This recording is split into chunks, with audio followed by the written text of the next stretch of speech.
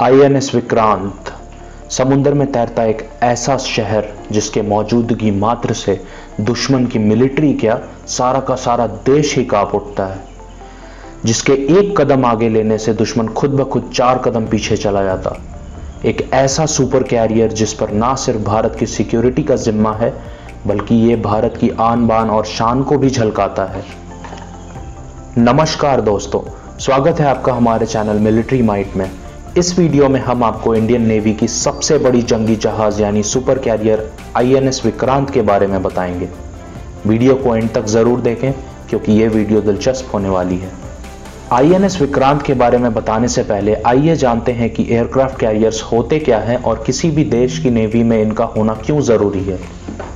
Aircraft carrier यानी विमान वाहक एक ऐसा लड़ाकू युद्धपोत होता है जो कि समुद्र में तैरता हुआ एयरबेस का काम करता है। इसमें फुल लेंथ का फ्लाइट डेक और फाइटर जेट को आर्म, डिसआर्म, डिप्लॉय, रिसीव करने जैसी कई अनेक फैसिलिटीज होती हैं। एयरक्राफ्ट कैरियर किसी भी नेवल फ्लीट का कैपिटल शिप होता है क्योंकि ये देश के एयर पावर को दुनिया भर में झलकाता है। ये दिखाता है कि देश अपने फाइटर्स को ऑपरेट करने के लिए स्वदेशी बेसिस पर निर्भर नहीं है बल्कि उसे कहीं भी समुद्र के बीच से ऑपरेट कर सकता है।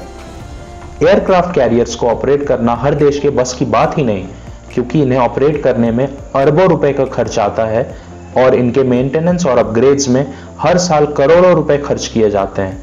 अमेरिका, रूस, चीन, भारत समेत 10 ही ऐसे देश हैं जिनके पास अपना खुद का एयरक्राफ्ट कैरियर है।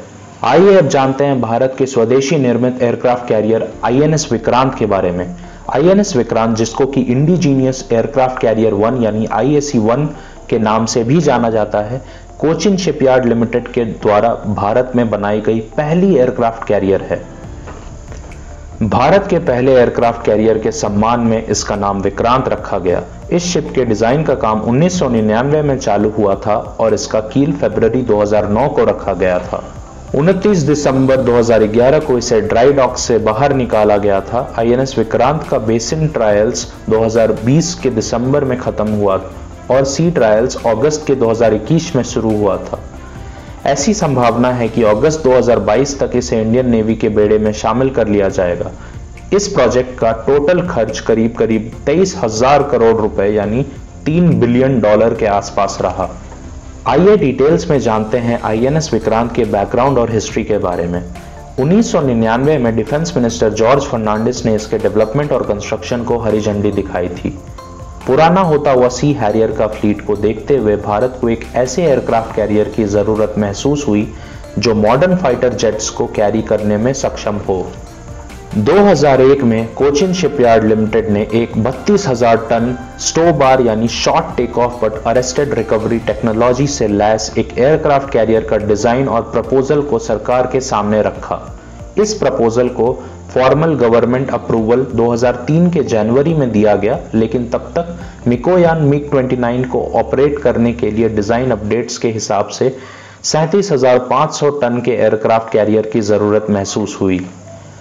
फाइनल रिविजन्स में एयरक्राफ्ट कैरियर के डिस्प्लेसमेंट को 37,500 से बढ़ाकर 40,000 टन कर दिया गया और इसकी लंबाई भी 252 मीटर से बढ़ाकर 262 मीटर कर दी गई।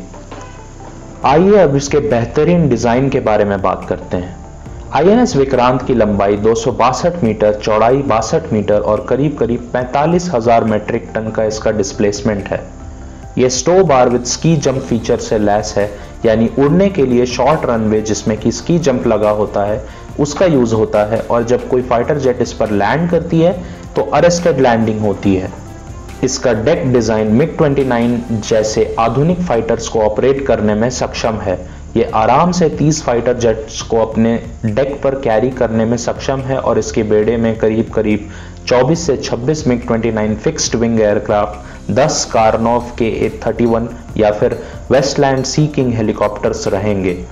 KA-31 अर्ली वार्निंग रडार के काम को पूरा करेगा और सी किंग आईएनएस विक्रांत को एंटी सबमरीन वॉरफेयर करने की क्षमता देगा।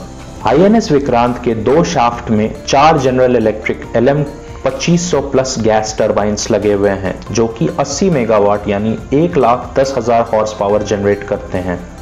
विक्रांत के गियर बॉक्सेस को एलिगेंट इंजीनियरिंग ने डिजाइन और डेवलप किया है। शिप का combat management system Tata power strategic engineering division ने रशिया के weapon and electronic system engineering establishment के साथ मिलकर डेवलप किया है।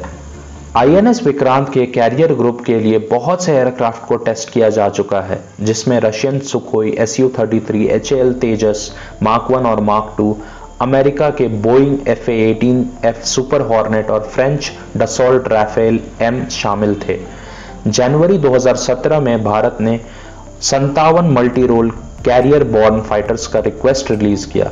HAL तेजस और तेजस मार्क 2 को कैरियर ऑपरेशंस के लिए ओवरवेट घोषित कर दिया गया है, जिसकी वजह से DRDO ने twin engine carrier based multi role combat aircraft HAL TDBF के प्रोग्राम को इंट्रोड्यूस किया। इसका पहला मॉडल एरो इंडिया 2021 में दिखाया गया और इसकी पहली उड़ान 2026 में होगी। आईएनएस विक्रांत के कुल 3 सी ट्रायल्स और कई बेसिन ट्रायल्स हुए। इसकी तीसरी और अंतिम ट्रायल फेज 17 जनवरी को खत्म हुई, जिसमें कॉम्प्लेक्स मैन्यूवरिंग कैपेबिलिटीज को टेस्ट किया गया।